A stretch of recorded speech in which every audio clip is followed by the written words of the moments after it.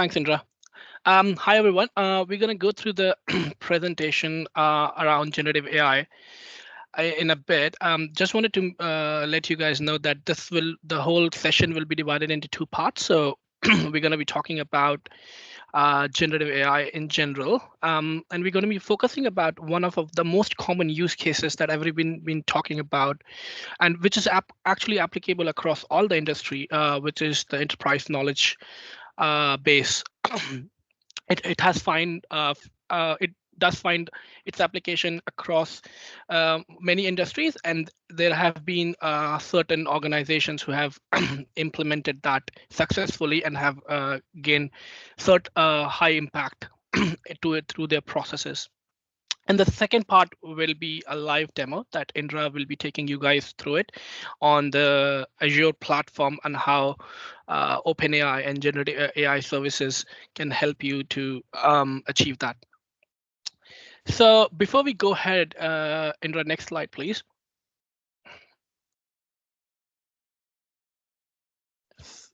So before we go ahead, I mean, just a recap. I don't think there will be anyone in the audience. I mean, raise your hand if there is, who would not know about generative AI. And they have been the talk of the town for a while now, and no one in the right mind can deny its importance today or its impact in the future. And what it has allowed us is to open doors for new possibilities when it comes to AI impact in the organization. Next slide, please.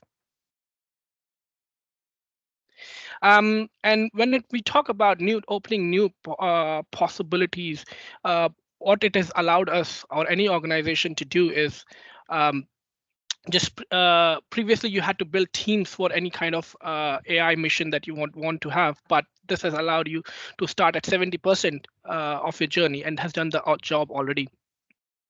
And generative AI, as we spoke, it's not a new concept. I think it has been, next slide, Indra, please, has been in the talk of the town for a while now. It started in early 1960s. Next slide, Indra.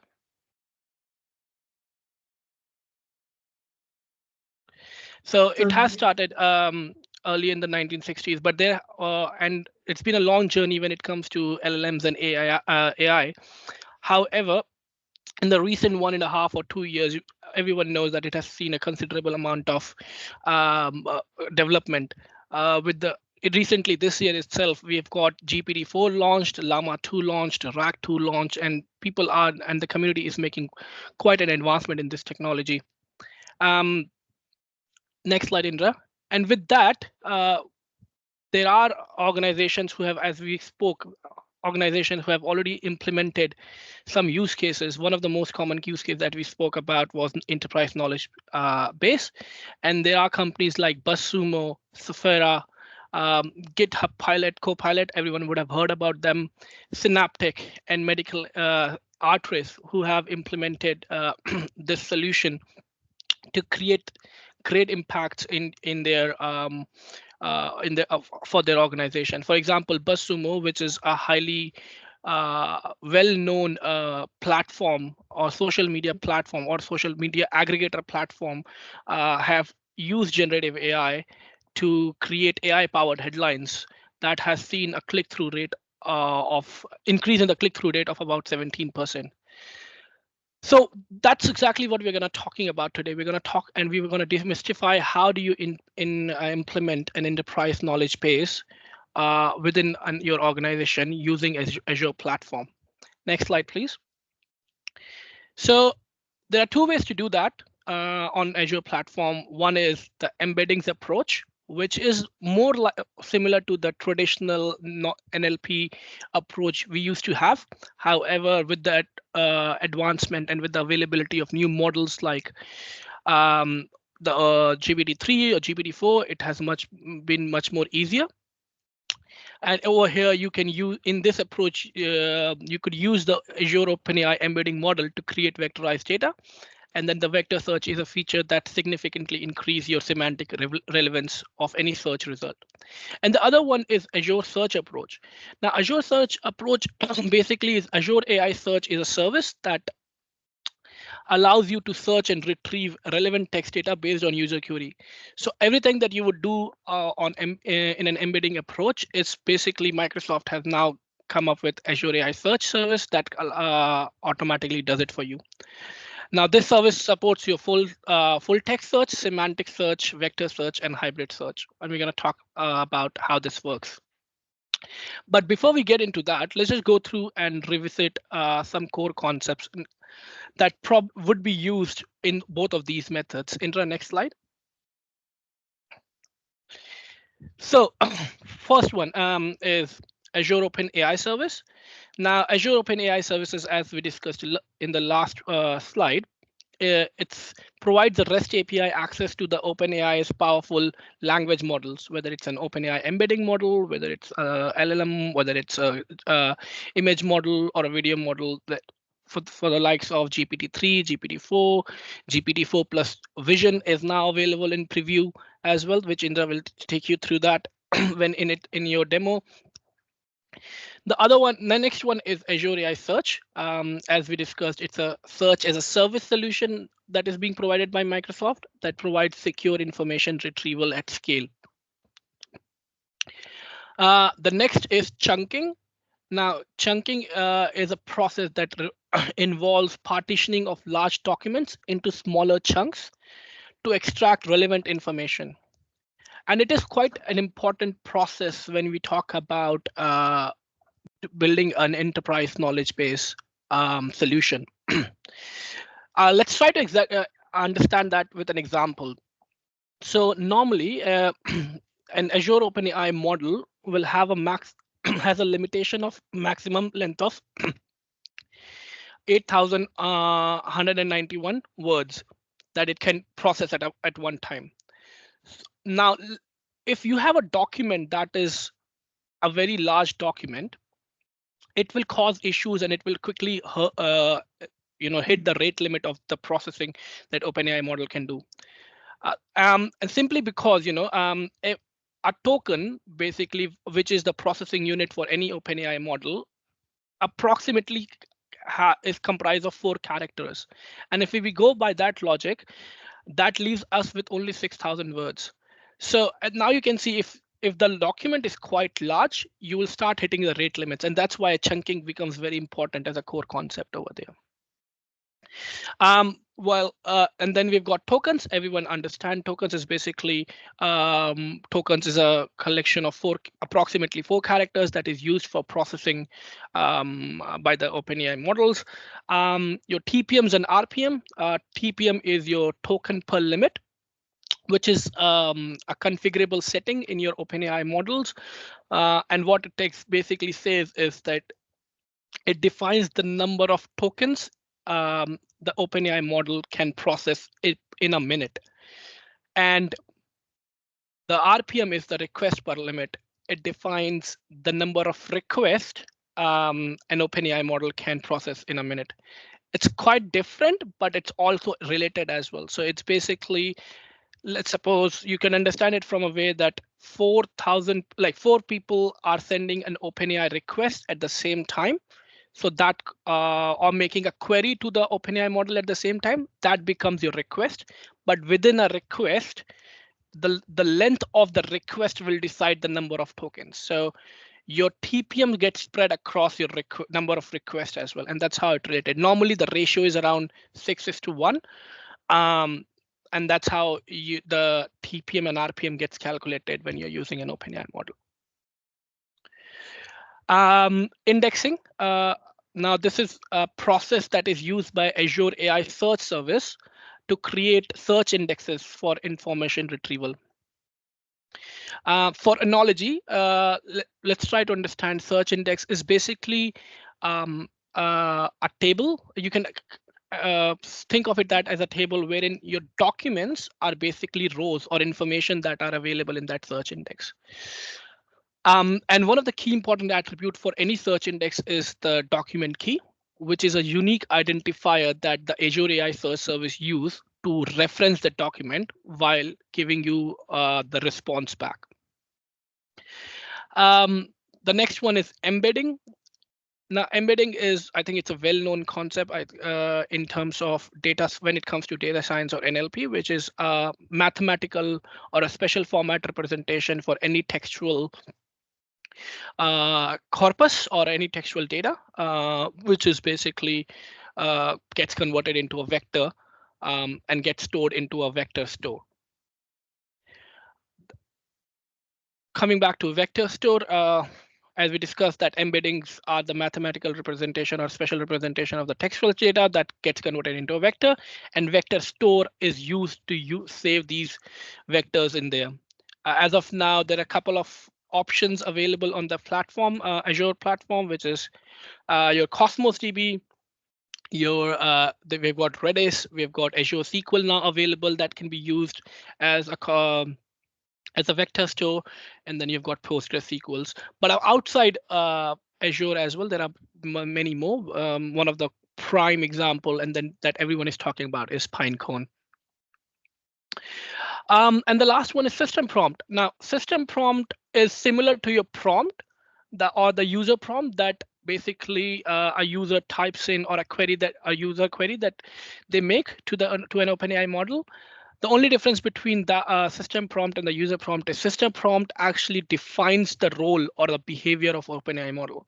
So while you are interacting with the online version of Chat or Chat GPT, you must have gone through some prompt examples wherein they ask you to define the role, wherein you type in act as a Shakespearean writer, or act as a data leader, or act as a marketing assistant. When you're saying act as a marketing assistant, that's the system prompt that you're giving to the online version of your of ChatGPT. This is something that you can configure at the back end when you're working with OpenAI models and have that saved.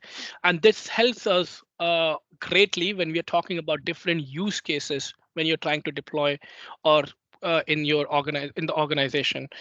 For example, if we are deploying a chat OpenAI solution or generative AI solution for a customer service department, or a business unit, wherein we are trying to create a chat bot for customer service, system prompt will help you to make sure and define that role for your OpenAI model, wherein you will say act as a customer service agent or customer service representative in for a broadband company, something like this.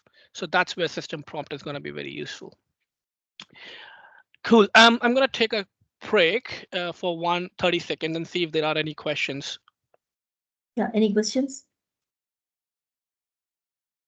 Otherwise, I'm going to ask questions. What are tokens? I'm serious, okay? What are tokens? Answer is there.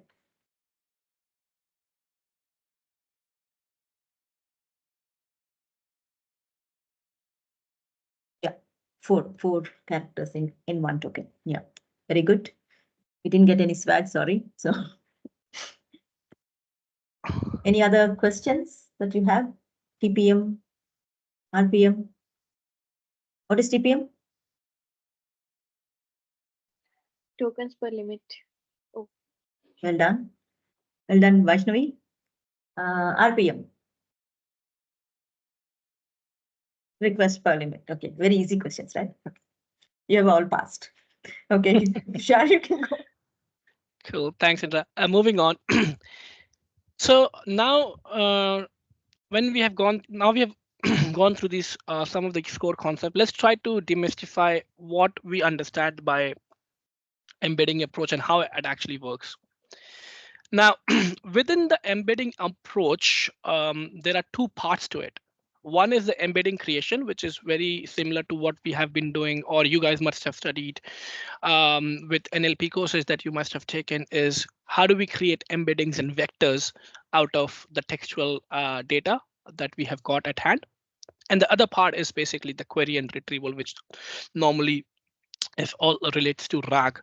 We're not going to go into RAG because I know Habib was there with you guys last week, and he has taken you guys through RAG. So we're just going to leave that aside, and we're just going to focus on embedding approach and how it is done. So now with this approach, your data sources could be anything. It could be a FTP server. It could be email attachment. If it could be a web application, it could be a SharePoint site. It could be anything. And what you would do with this approach is you would take those all those data sources and you would try to get that into a blob storage.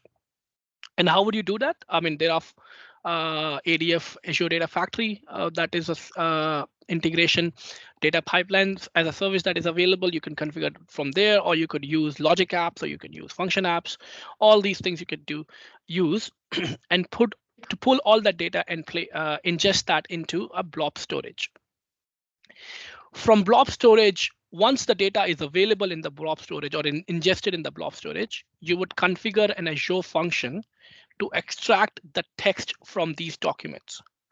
Now, your documents could be of any format, right? It could be a Word document, it could be a PDF document, it could be a PowerPoint document, it could be a Notepad file, anything it could be there.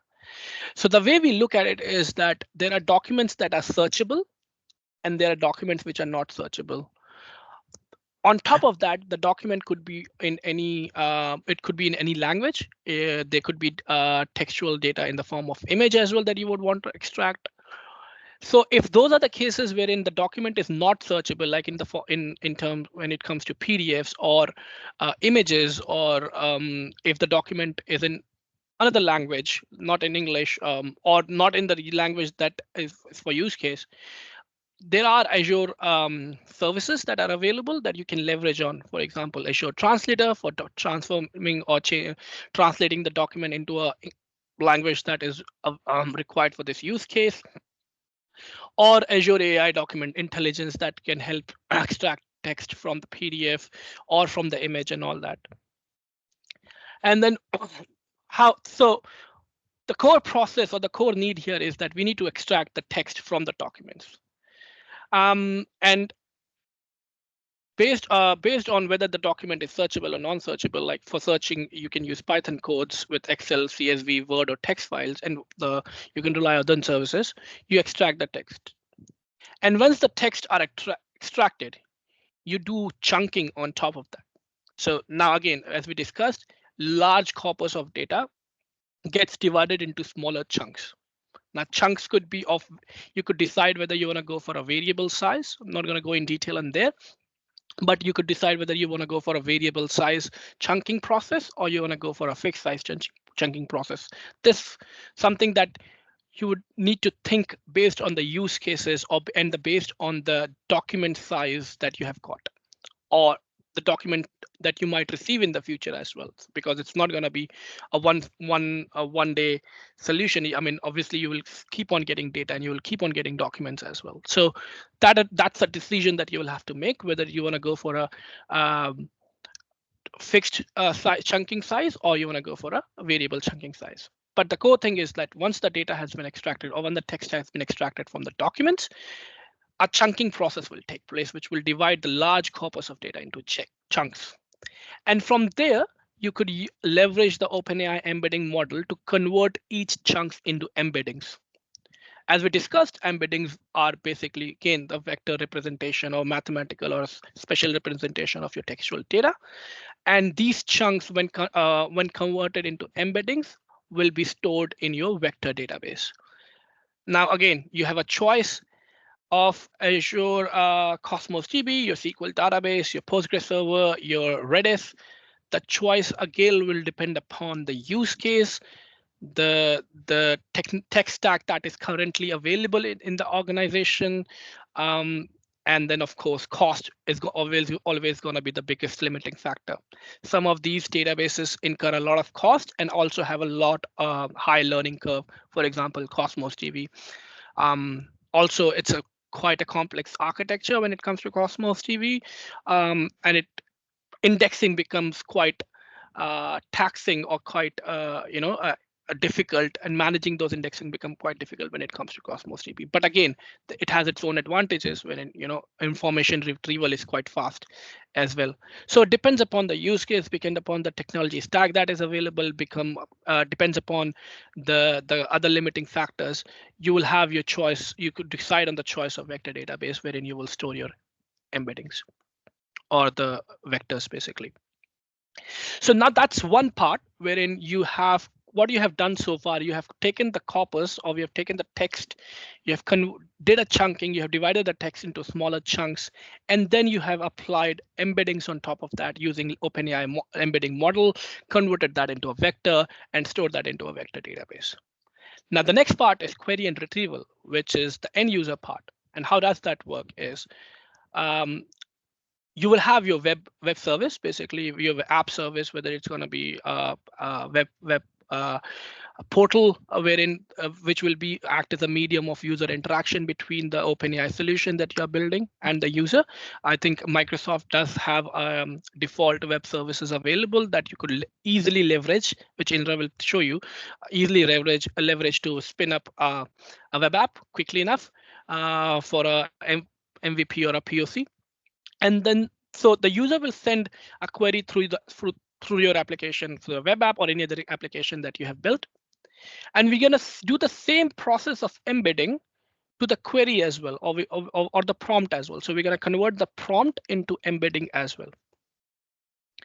And then at the back end, a vector similarity search happens. Right now, OpenAI model use cosine similarity. Everyone from the data science club or whoever in uni might have studied cosine similarity. It's basically trying to find the similarity between the two vectors and based on the angle.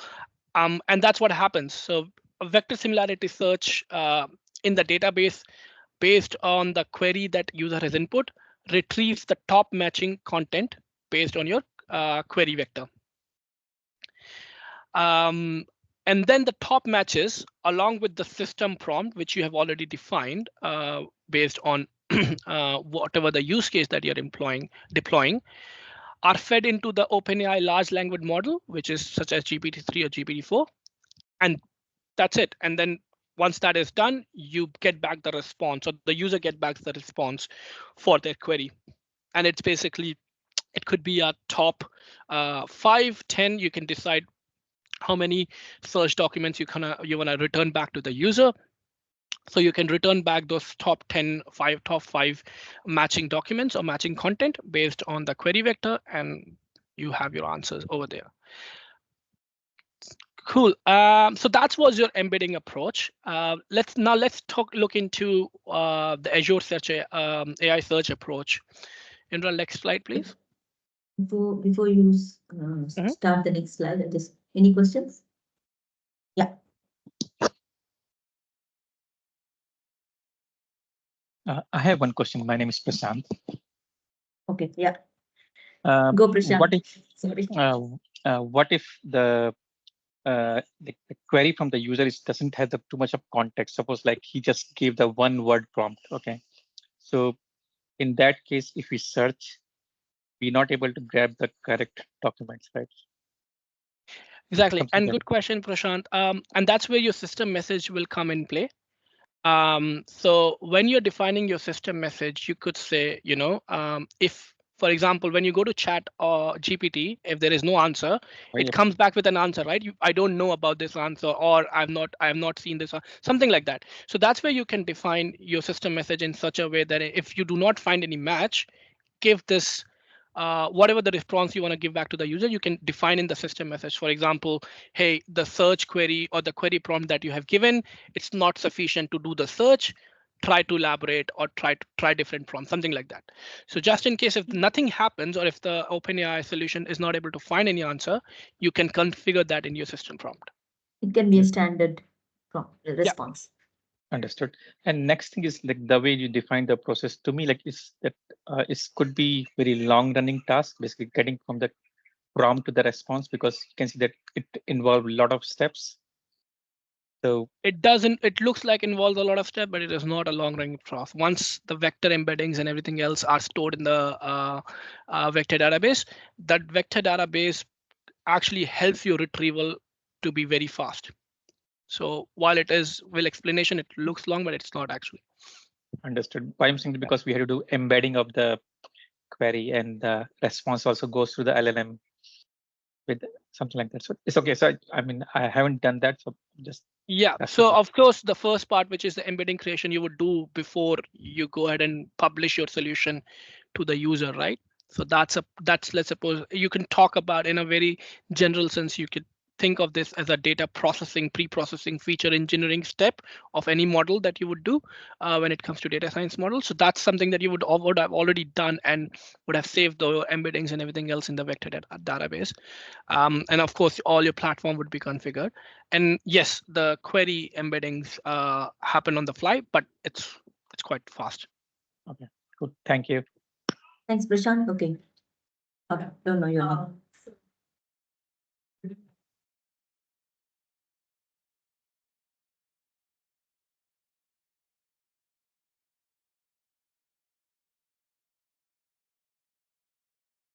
Okay, so Tushar, the question is, how do you make your unsearchable documents searchable?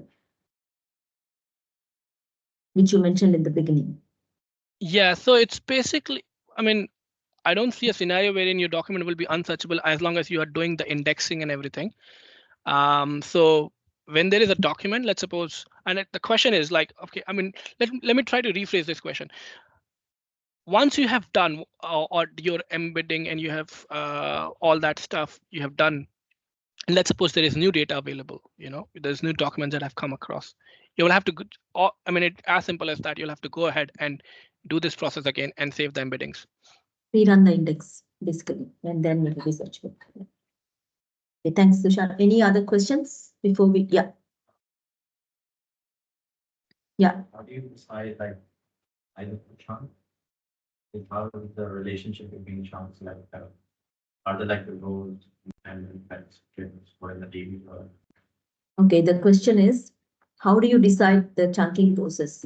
How do you decide the relationship between each of the chunks and and the size? So again, I mean, as we discussed, it's mostly going to be dependent upon the use cases that you're trying to deploy. The chunking process. There are, as we discussed, there are two ways to do it. One is the fixed one. Fixed chunking, Fixed size chunk, chunk. yes, Yeah. fixed size chunk, and the other one is the variable size chunk. And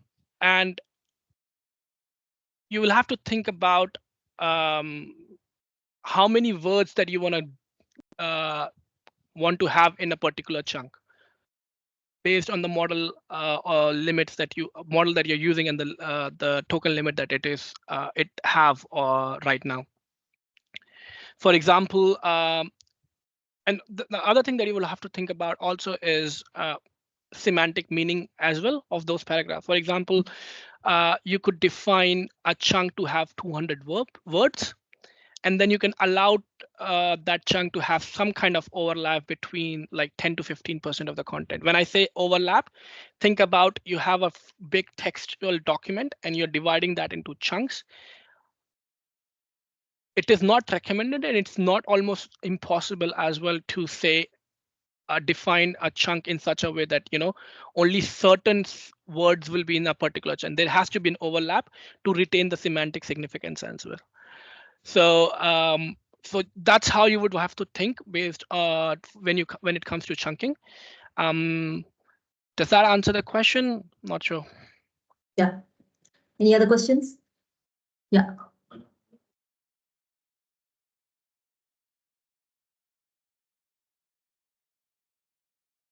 Okay, on a high level, how are the document embeddings created as opposed to word embeddings? It's created based on as we discussed, it's created based on the chunking that you're doing on your textual data. So it's not much different, but as of now, what you're giving is you're dividing your document into smaller chunks and then giving that, and it stores those embeddings that way. Each chunk is sort of a no, it won't be a token.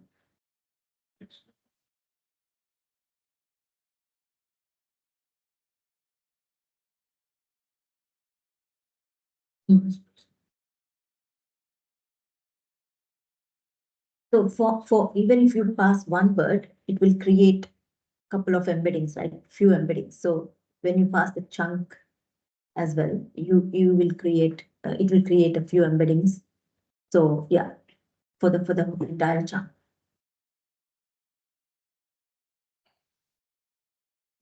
Christy, yeah, you have a question. Sorry, did that answer your question? Yes, I'm Yeah. Christy. Okay. I have Christy, a yeah. question. If there are some mistakes in embedding models, how should it be figured out or find out? Or if the end user find mistakes, can he or she revise it? How does this model to be like a circle to revise and new creation? Sorry, Christy, I couldn't understand you. Do you want to type your question in the chat while we take another question, one last question before we proceed to the next one? Prashant, yeah. Yep, similar to that, what Christy is asking is something like how we evaluate the quality of the embedding. Basically, I mean, like because we have just we given our text data and it become a like some uh, array of vectors, right? Embed, yes. So how can we like how can we trust that like the OpenAI did the proper job? He didn't lost my context and everything because maybe they don't know the meaning of some words and while converting the embeddings. So something like that. I'm just guessing that maybe the Christy is asking. I'm guessing. So Prashant, answer Yes. to that question is that, that's why we say that you allow for an overlap between the chunks, like 15-20% of overlap between the chunks. That should help you. That normally helps to retain the semantic meaning of the chunks or the document that you hold. Because if you create chunks which are quite disparate, as you correctly mentioned, you will lose the meaning of semantic meaning of those embeddings going forward. So that's why you would allow an overlap between the chunks of around 15-20%. What I mean is like with something within the chunk, right? Suppose I'm just assume that like it could be a something that like LLM model does not know about it, right? Basically the semantic meaning of these words and something like suppose very technical documented and words that never seen by the LLM embedding model. So So Prashant, you're confusing two things here. We're not talking about right now LLM model in a sense that it is pre-trained or on something or something like that. What we are saying is you have an OpenAI model, which is an embedding model. You give the text and it will convert into embedding, and the whole thing is based on cosine similarity algorithm. So it doesn't matter what the word and what LLM understands it or not. All you're doing is text from this and text from that, and converting into vectors, calculating the cosine similarity, and based on that producing results. Does that make sense? yes, okay, maybe I'll ask the question maybe later on. Okay, you guys carry on. Cool. Okay, thank you. Christy, you can type your question. If your question is not answered, you can type it in the chat, please. Thank you. Okay, moving on. Cool. So moving on, now we have got your Azure AI search approach. Now, again, with Azure AI search, there are two ways to do it. One is the pull approach and one is the push approach. The difference between the pull approach and the push approach is basically your data sources. There are data sources that are supported with the Azure AI search. However, if you have like very legacy data sources or some data sources which are not supported, there is a technical documentation we can share afterwards on what kind of, and it's available on the Microsoft documentation as well, what data sources are supported and what not. So if there are certain legacy data sources that are not supported, then you will go to push approach.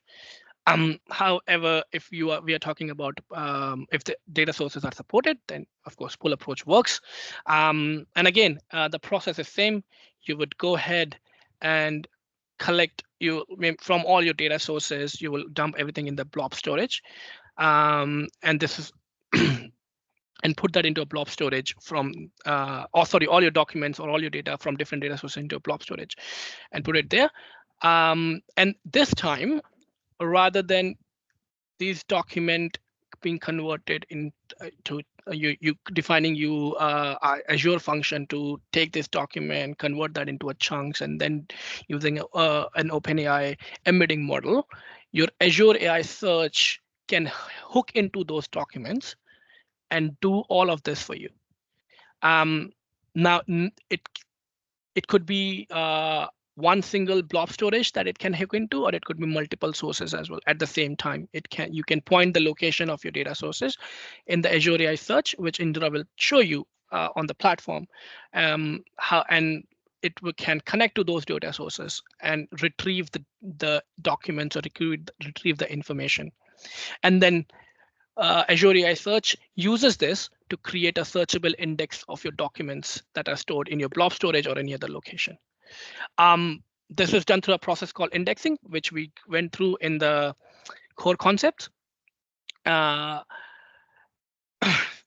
then what happens after that, if, again, similar thing like searchable, non-searchable documents, whether it's a PDF or whether it's a Word, and all that.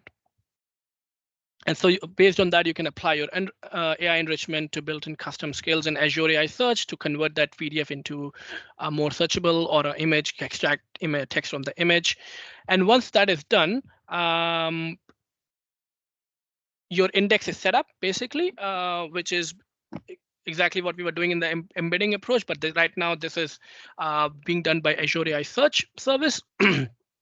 And when that is set up, that's your index creation done. And the second part is query and retrieval. Again, user sends a response from the Azure App Service or any other interaction platform that you would have built that goes into Azure AI Search.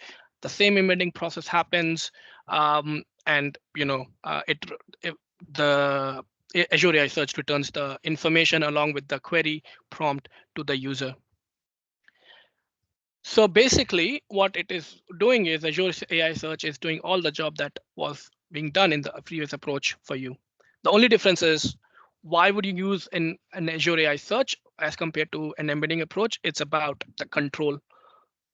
Whether you want to create your own embeddings and have greater control on on the solution that you're deploying, versus you want to have a quick spin up to the solution that you're deploying.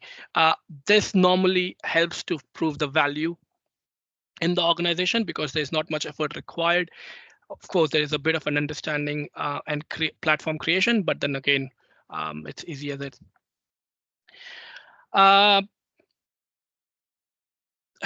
Moving on quickly to push approach and being cautious of time, as we discussed, push approach probably would be used mostly when there are data sources that are not available through or not available. No, I'm not saying not available, not supported by the Azure AI service. So you would create an app service to pull and you will push the documents into the app service, and which will indirectly push that into an Azure AI search.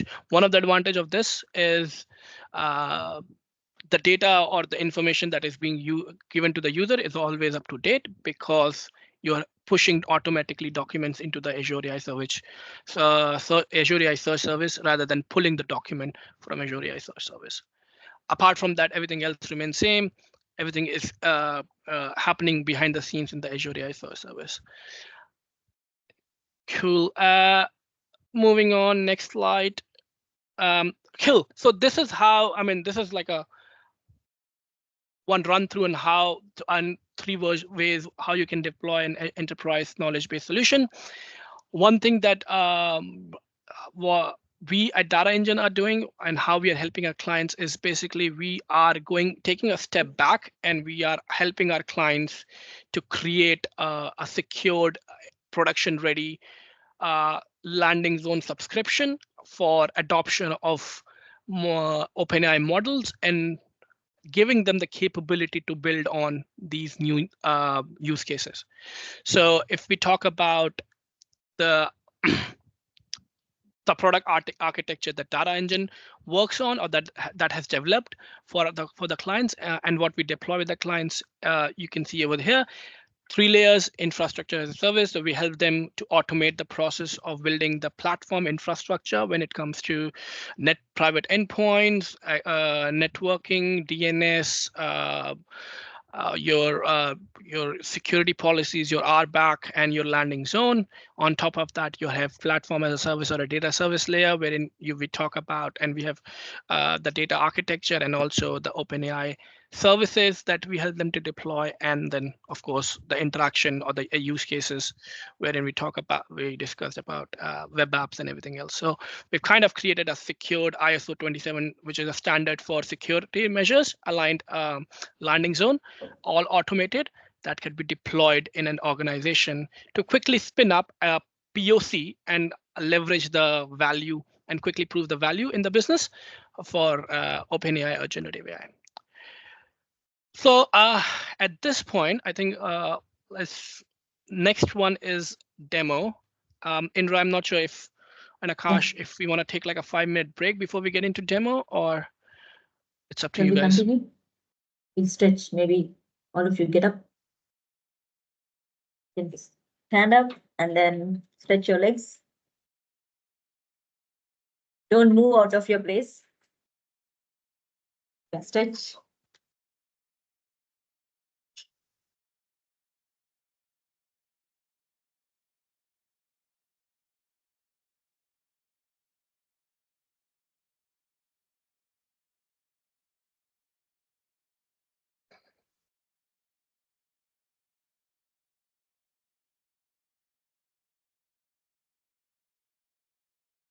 Okay, you can sit down.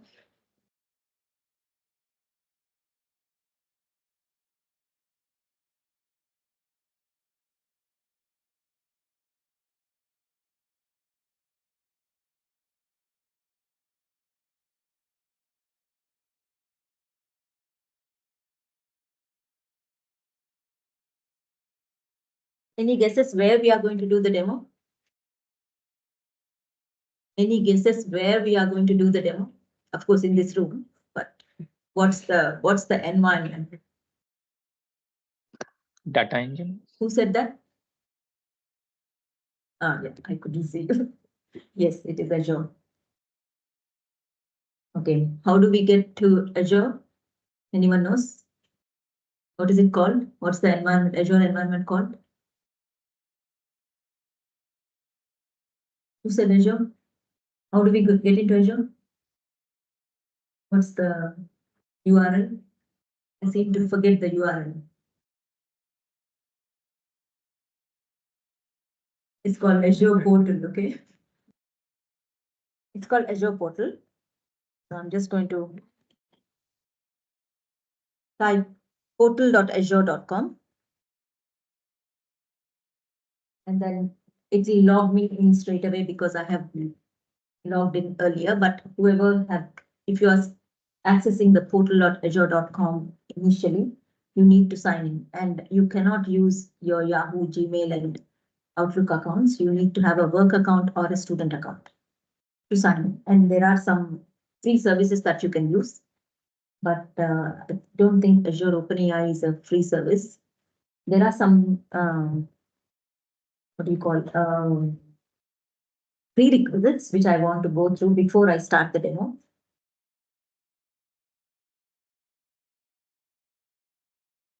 So we are going to use two services today. One is the Azure OpenAI service, and the other one is Azure AI Search. So in order to use Azure OpenAI service, these are the prerequisites that you are seeing on the screen. One is you need to apply for access. So you need to belong to, you need to have a subscription, and you need to provide the ID of that subscription. There is a form. Applying for access is in that link. There is a form that you need to fill, and only after Microsoft approves, then only you can deploy the Azure OpenAI service. And you need a company email address, and you need permissions from the administrator of your Azure portal, Azure tenant, to create resources and deploy models. And also you need to be familiar with Azure and Azure portal. Okay. So that's the prerequisites part of it. Now let's go into Azure portal. How many of you are familiar with Azure portal? Hands up. 1, 2, you don't count, Suraj. Okay, 1. I'll just take you quickly through the Azure portal. There is something called subscriptions. It's like a container. I'm just going to talk later, layman terms here.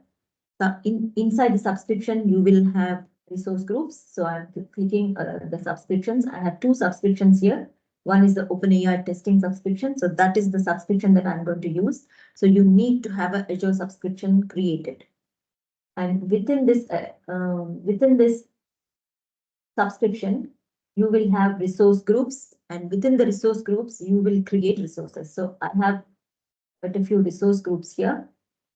One is for ADF, one is for OpenAI service, one is for Vision service, and one is for web app RG. I just try to name them as RG so that I know that these are the resource groups. And within each of the resource groups, you will have the resources. So if I click on the OpenAI RG, you can see the OpenAI service that I have created earlier. Okay, so now that's in gist how the structure works. You have the subscription, you have the resource groups, and then you create resource under the resource groups. So now I'm just going to go home, and then I want to create what service should we create now? First one, we are going to create 2 services. One is Azure OpenAI service. Yeah. So I'm just going to create that. So how do we create? Can anyone see anything there to create? Can anyone spot anything? Yes. So create a resource. And then we should search. Yes, search for. Very good.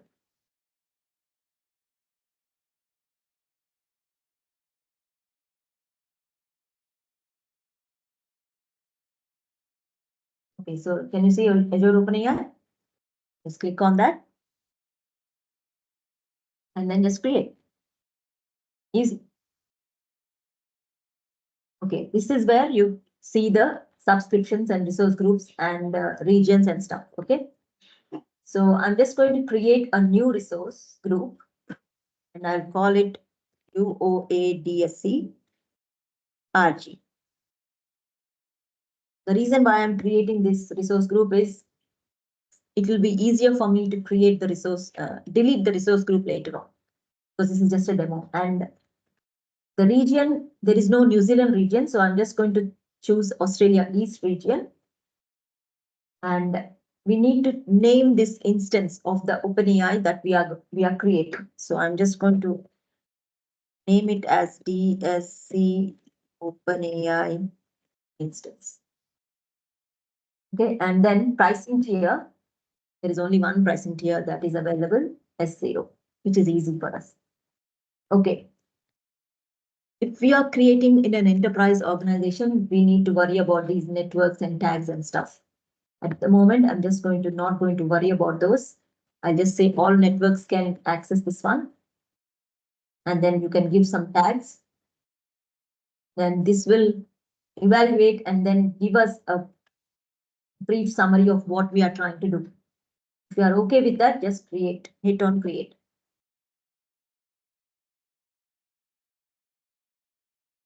Okay, deployment takes a couple of minutes. Any questions?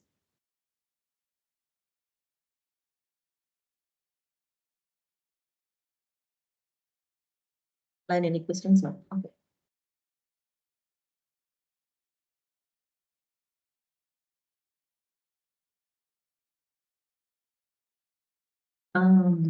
It was Bedrock. I think it's Bedrock. It's called Bedrock. Bedrock, yeah.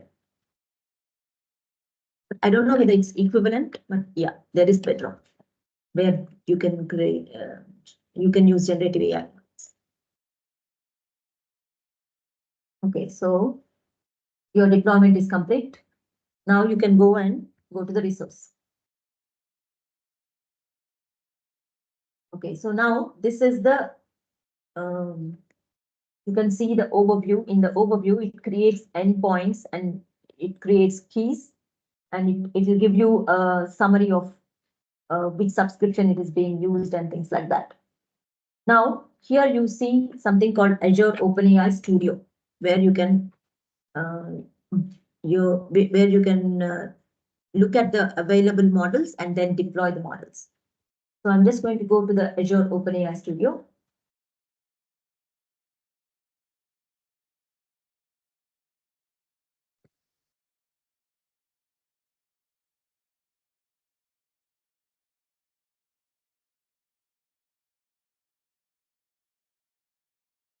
Okay, so now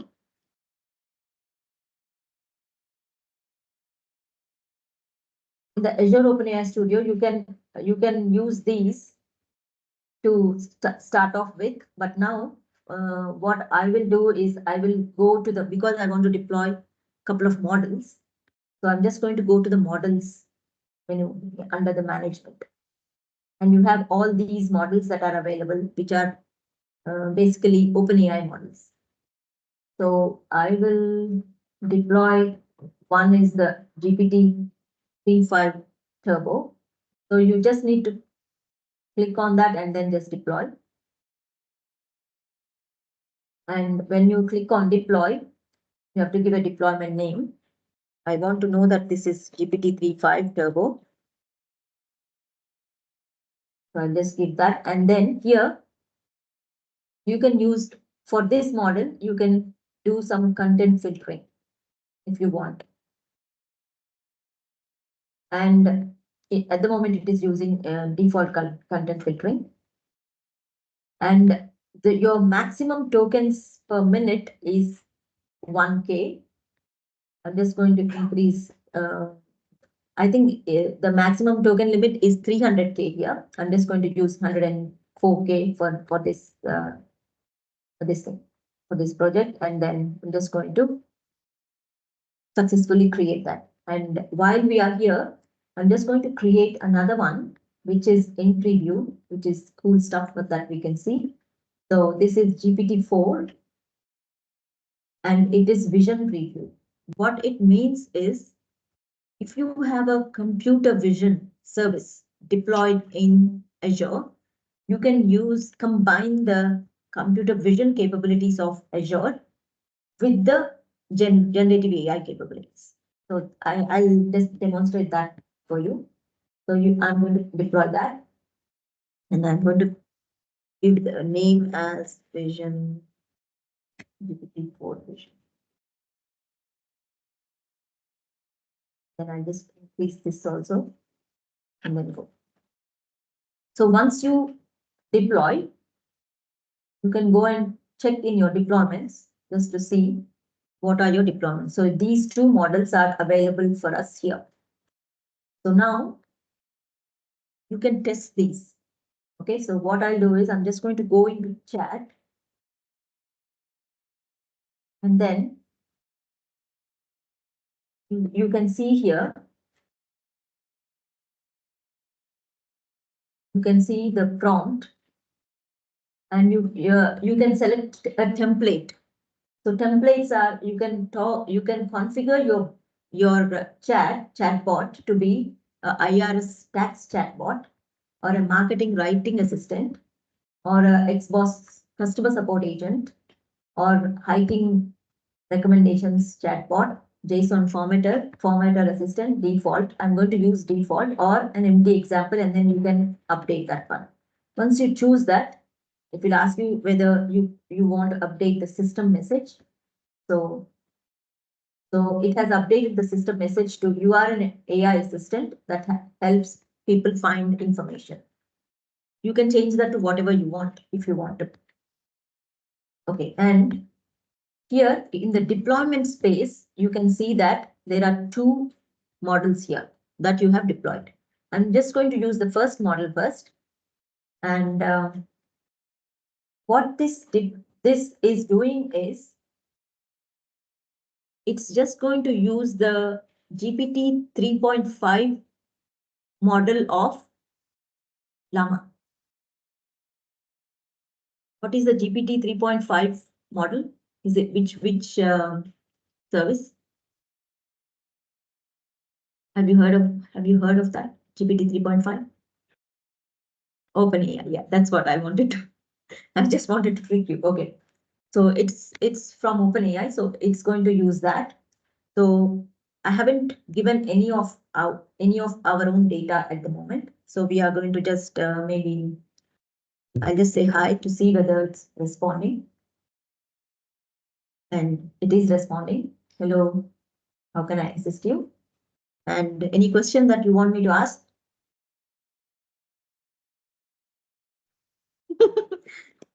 What is the other name for X or something like company X? Okay, what's the any questions? Come on, Tom, help me. Who is Tom? Sorry? Who is that?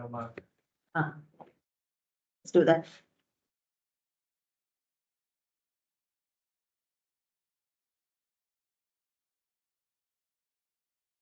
Blah blah blah blah. Okay, you got the answer. Okay. So that's the capability of GPT 335 Turbo. Any questions? No? Okay.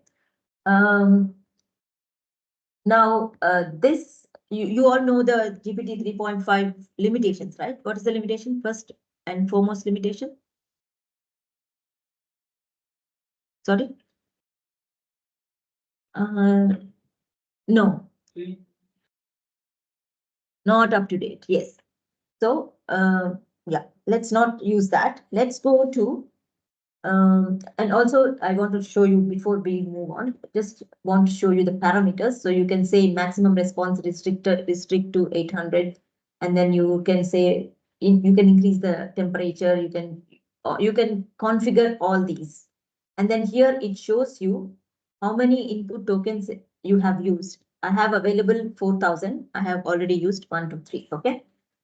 So now I'm going to change the deployment to GPT-4 Vision. And see now this interface has a little attachment here. So what it does, what any guesses what it does?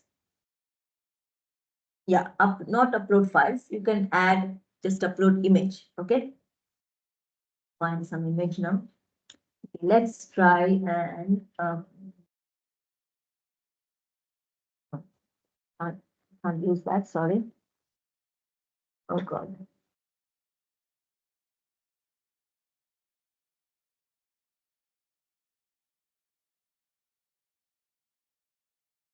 That's a good idea. Okay, so I'll just upload something. And then I'll say explain this image. And then send that. So clear the chat and doing something.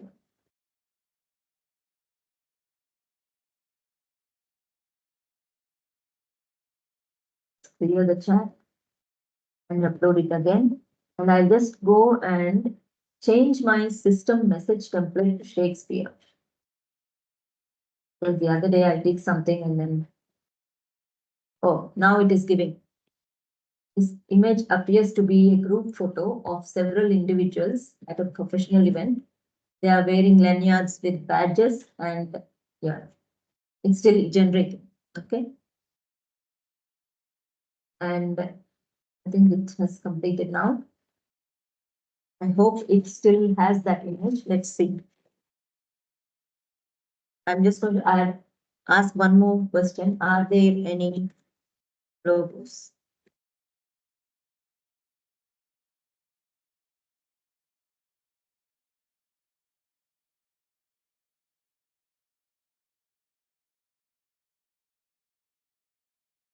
Okay. Yeah, it must have cleared it. So I'm just going to clear the chat again. And now, remember I said you can use computer vision in combination with generative AI, the OpenAI. So for that, we can use this model. that we have deployed, GPT-4 Vision.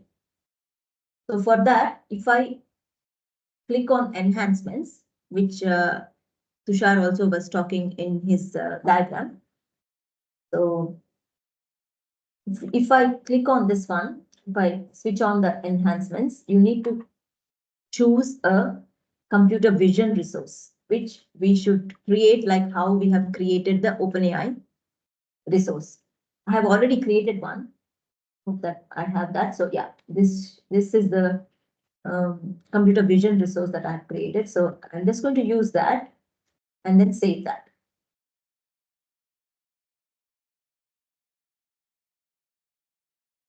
Okay, so now after clearing the chat, when I said, are there any logos, it's giving me in a Shakespeare style. That's what it is giving me, okay? Now, I'm just going to clear the chat again. Now there is another capability where earlier you could see only upload image. Okay, now you can see upload video because we are using the vision service, computer vision service, this enhancement.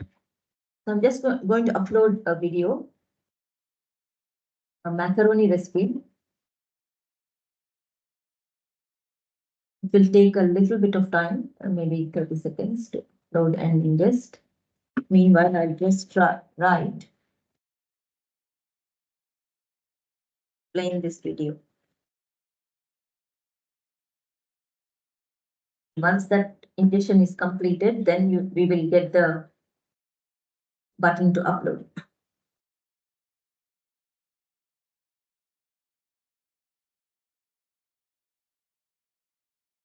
I think it will come in a Shakespearean style. Let's see what it's going to say.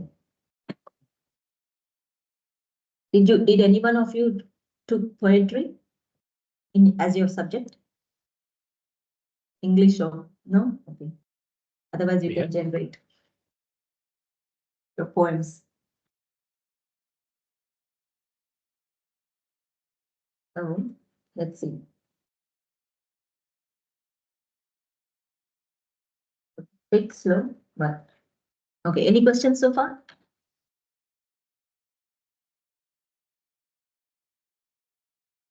So it's retrieving the frames. It found 20 frames.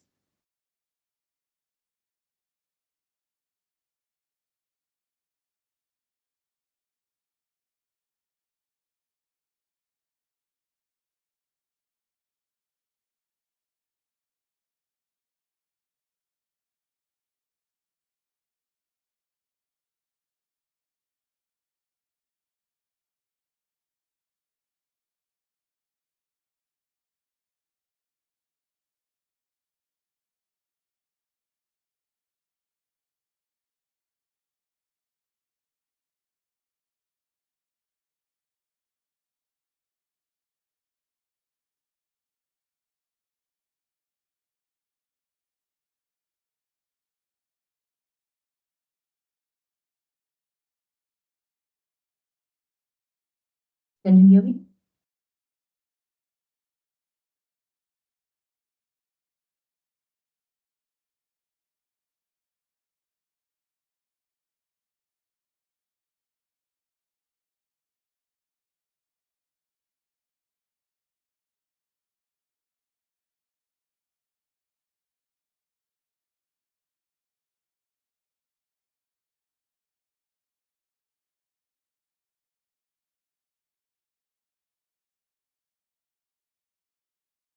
I think I lost the internet, so that's the reason.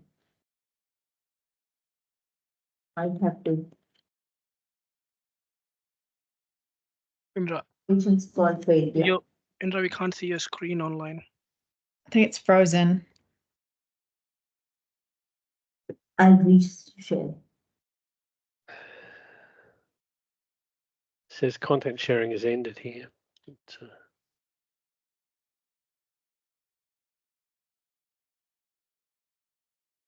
Can you see now? No, it's still frozen.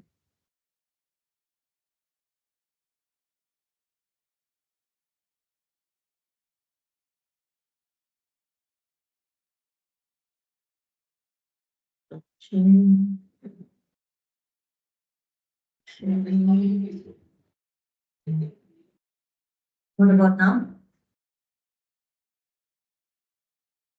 Still the same. We can hear you, but it's still frozen. Tom is doing something. Looks like internet looks okay.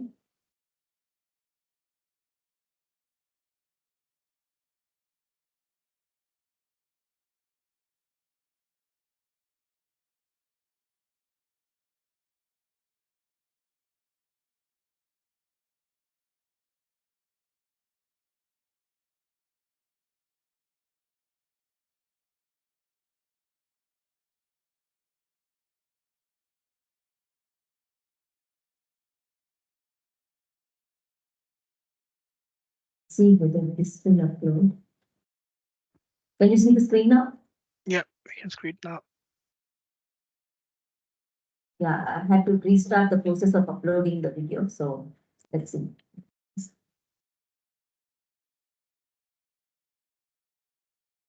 Any questions?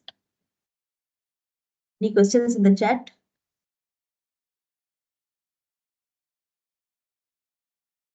Yeah. If it's been answered. During this demo, are you paying for any of the tokens, or is this like a free demo that you've got a certain number of tokens you can use? No. We are paying. Okay. Yeah. There is no free tier in this one.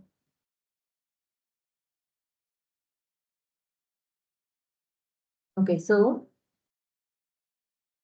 this is what it's going to be lengthy because it's Shakespeare, right?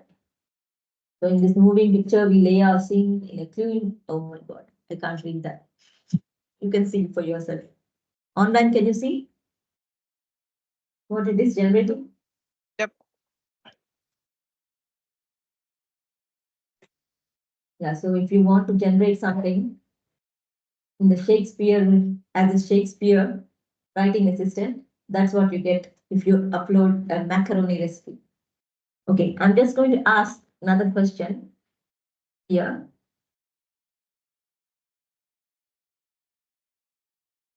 Is there any text? Because I know I have seen one text there.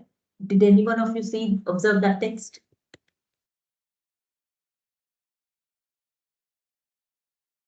Yes, very good. Hungry, right? I won't take long now then. Okay, while that is happening, let's do something so that I won't be showing the vector search today. I'll just show you very basic how to create the Azure AI search that Tushar was talking about 50% of the time today. Okay, so let's create another resource. What should I type? What is the service that we are creating? Well done. At least somebody is paying attention.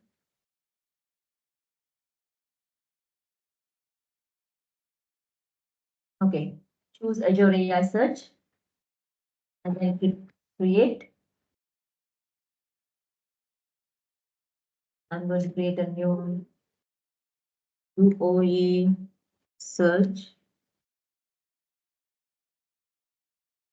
RG. Then UOA search instance. And then choosing Australia East. And then standard pricing tier. I'll just review and create. I don't want to go through those tabs. It gives me a summary and then I'm happy with the summary and then I'm just creating a account. Meanwhile, we'll go and check. Okay, so it has found two texts here, first and last, which brand the dish as masala macaroni, which you were right, and declare it ready to eat. Okay, so that's what this has shown. And there are, if you look at completions, you can load a lot of examples from here. So here there are a lot of examples. So for example, if you want to generate an email in your company that you are working for, if you join, don't use this. If you join a company as an intern, not in data engine, okay? The CEO is sitting here. Okay, so if you want to generate a job description or if you want to generate a quiz, you can use these. Summarize an article, you can use these, and then you can just generate. Then it's going to generate. Okay. So we need to select a deployment for that. So let's not do that for now. Okay. Now, yeah, your deployment is complete. Deployment of Azure AI search. Now I'm going to go to the AI search, and here you can create your data sources, your indexes, all the things that Tushar was talking about, and also your skill sets. What I'm going to do is I'm going to just import, and here there are two tabs. What is that? One is import data, and then the other one is import and vectorize data. I'm not going to use that today. I'm just going to use this one. If I don't use that, you can't see the searches that we were talking about, the keyword search, the semantic search, and there will be a hybrid search, which will involve both semantic and keyword search and vector search. There is another thing called vector search. We will just see what semantic search is because of lack of time. Okay, so I'm just going to import data, use the import data button, and I'm going to use samples. Okay, don't want to use any external data, and there is a hotel sample here. I'm just going to use that, and then I'm going to create a add cognitive skills. So what it does is you can enrich. I'm just going to see which ones I want to. You can add enrichments. So extract people names, whatever you want to extract, key phrases, whatever you want to do. If you want to translate text, all those you can add, and then source data will be hotel ID, and then you can go and create customized target index, and then you can that is the string, that is the primary key sort of thing, and then you can make others searchable. So it has extracted these. You can retrievable and searchable needs to be picked, and then you create a indexer. I'm just going to name it, and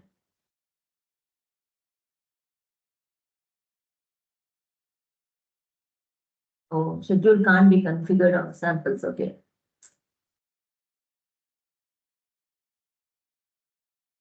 Okay, let's create that, and then maybe we can run it later on. Okay, so once that is created, that imported, so now you can see in your data sources your hotel sample, your indexes that you have created, and the index. But there is zero data, right? So let's see whether we can run it. Yeah, now document count is 20. Okay, it has run the, and because we did not use with vector, it has 0. Okay, now you can use this, for example, in this one, you can start searching. I don't know what the sample has, but let's say, well, me search. See, it's going to give you the JSON. So you can test your thing here. So there is a double sanctuary resort is one of the hotel name, and it gives you the results like that. So if you do the same thing, if you use this Azure AI search, so now what we can do is, now we have created the Azure AI search, right?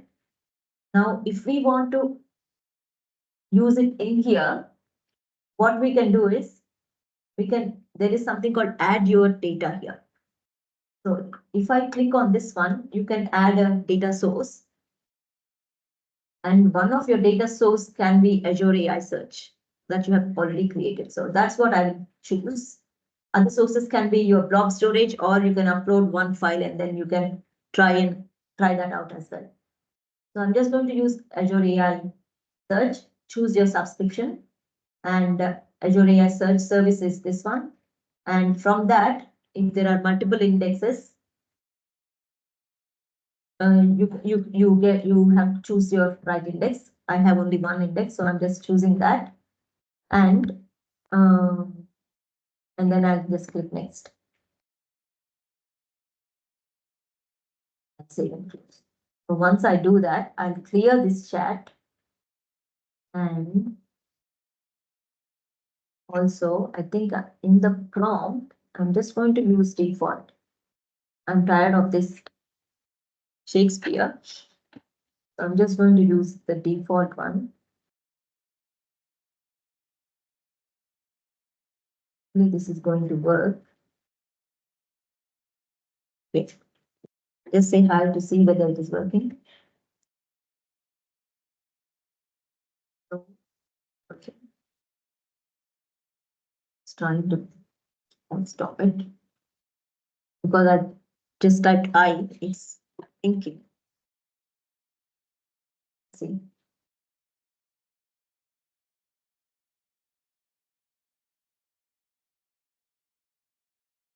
What I'm trying to show you is here we can search in this index.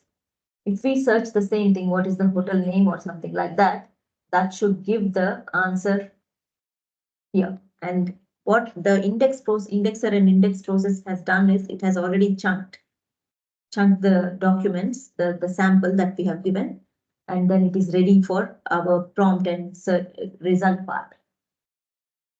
So hopefully that will work. Yeah, okay, now it's working. It's a bit slow. Okay, now what hotel names exist or something like that. Let's see.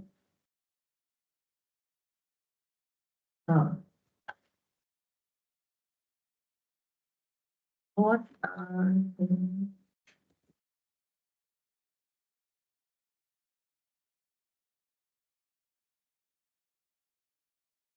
okay.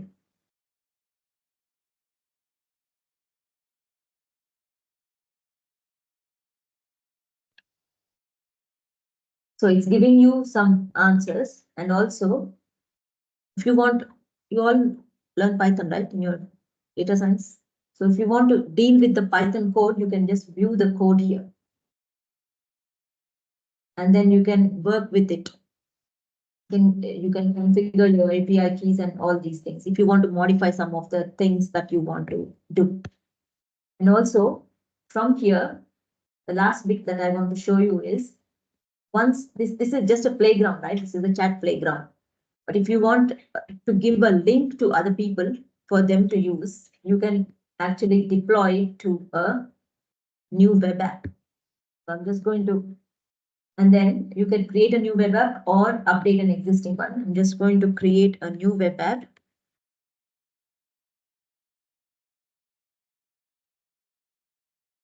Select the subscription. I'm just going to select the same subscription. And then resource group, just select something that is already there, web app RG. And then location is Australia East, pricing plan. I just choose basic one. And I'm not going to enable that. I'll just go deploy. It'll take a couple of minutes, and then you can ask these questions. It's the same question there as well. So in order to test this thing, you can use the search explorer in the index, in the AI search. So let's see whether that is deployed. It's still deploying. Couple more minutes and then we'll finish.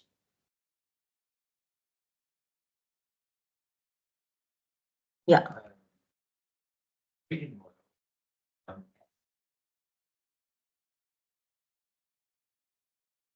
external knowledge to the model, then the model will have the knowledge related to that. Related to, yeah. So even if you are using 3.5 turbo, that model, you will, because you are using your own data, it will search within your own data and then give it. So you don't need to worry about the current data, which is big, because 3.5 is not trained with the latest data, but because you're feeding your own data, you can just get the answers based on that model itself. This process is called grounding.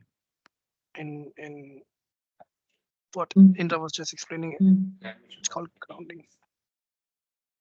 The language Mm. just for the company.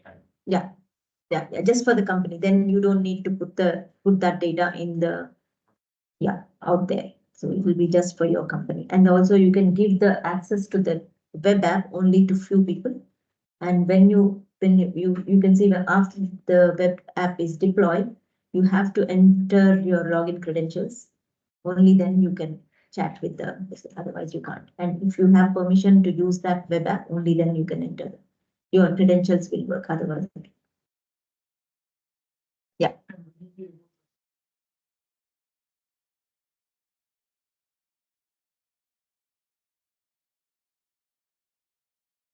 Yeah, it differs. So how do you add the hotel name? It will be through the documents that we have entered.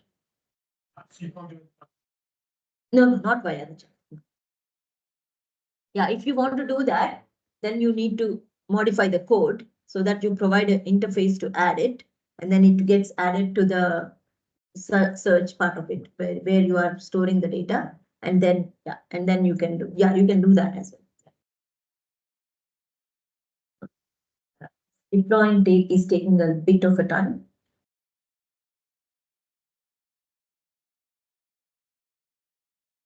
Any other questions? Online, any questions? Yeah.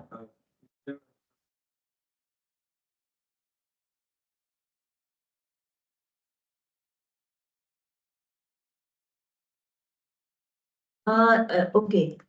There is when you are adding your own data, there is a tick box. I don't know whether I have shown you or not. You can, if you want to use the knowledge of the OpenAI model, then you can tick it. Otherwise, default, it doesn't refer to the OpenAI model state knowledge. It only uses the knowledge that you are uploading, your data that you are uploading using this add your data. Yeah, it will search only within that.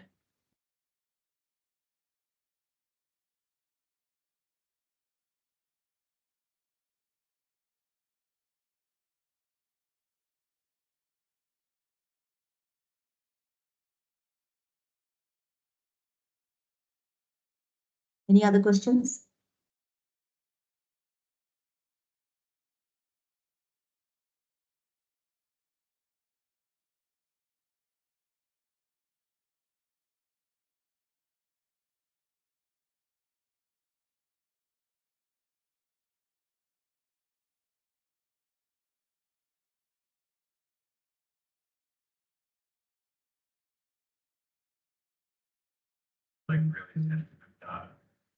So there are a lot of things that you need at the moment in the networking part. I have said all networks. You should never do that in an enterprise organization. What you have is you have to configure VNets and subnets so that everything is private for your own organization. If you do that, then your thing will be secure. Even if you want to give access to only few people in your organization, you can restrict that. So it is secure. Only thing is it is stored in another region. That's all.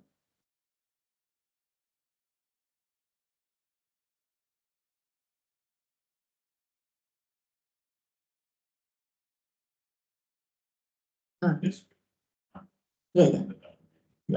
Yeah, it is. Good questions. Any other questions? Hey, Indra. Yeah. While it is being deployed, do you mind also showing everyone how Azure AI Search can hook into different data sources like blob and everything else? Yeah, I've already shared that. Oh, Okay. Now, one more, what I can do is I can show you already deployed web app.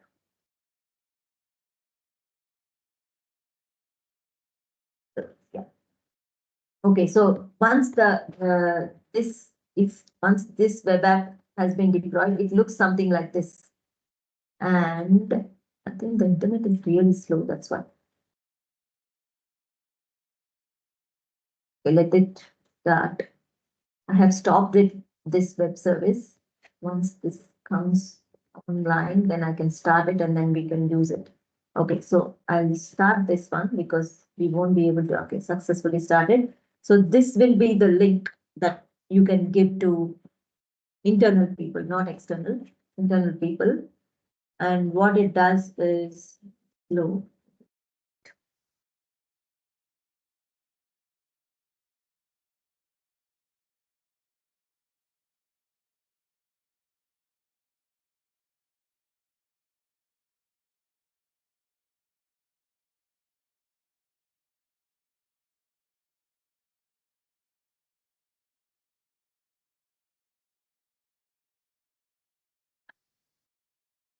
Let's wait for it to load.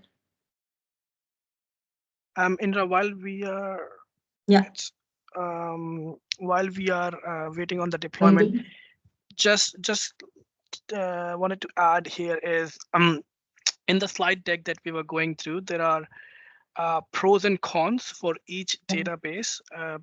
Just being conscious of time here, there are pros and cons for each database, which is Azure SQL, Cosmos DB, Postgres, and your Redis, cache Redis, and that can help you make a decision on which database to choose for when you're working on an embedding approach.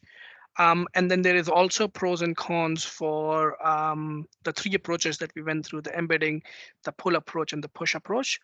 We're going to share this deck with you guys so that you could go ahead and consume this information on your own time, just being cautious of time here.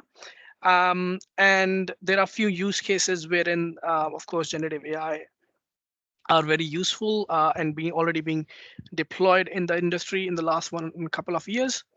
So you can go through that. And the last bit is I just wanted to share that Data Engine is currently hiring for 3 roles: data engineer, data scientist, and data intern.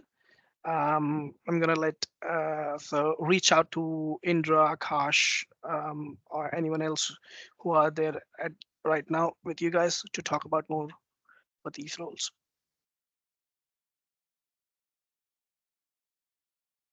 And that concludes the slide deck.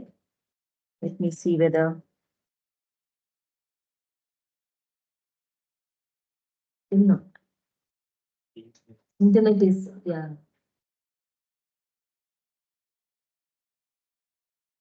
Let's leave it at that then. We'll leave it at that. Yeah, I think we'll leave it at that.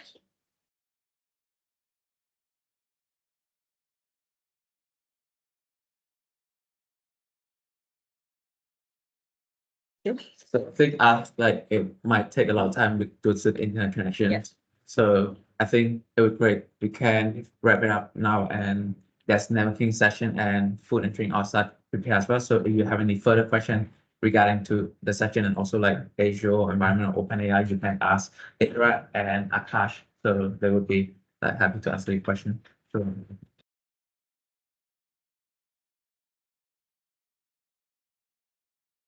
Thank you, online. Okay.